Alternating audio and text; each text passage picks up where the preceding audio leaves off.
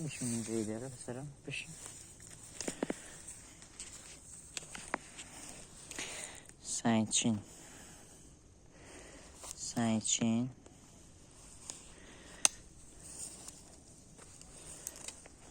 Sence musallas. Taraş. Yine de sen için.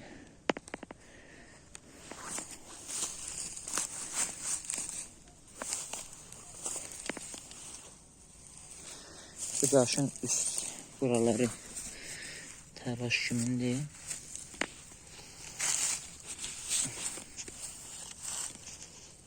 Darası taraşdır.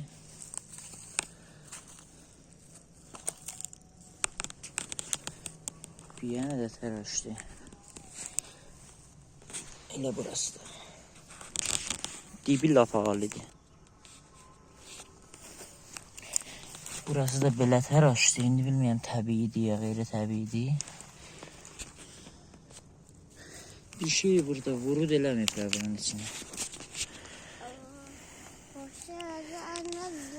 İndi gediyəm aşağıdan mı tutan filmin.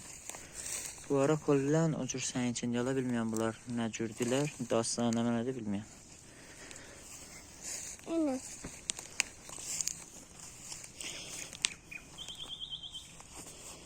Burada bir tane büyük armud ağacı var idi. Bu daşın qabağı. Dibi. Dibi görürsən nə təraş verilir. Kollən dibi safdır. Dibinə də vurulmayıb. Çaqqal maqqal gəlib buranı qazıb.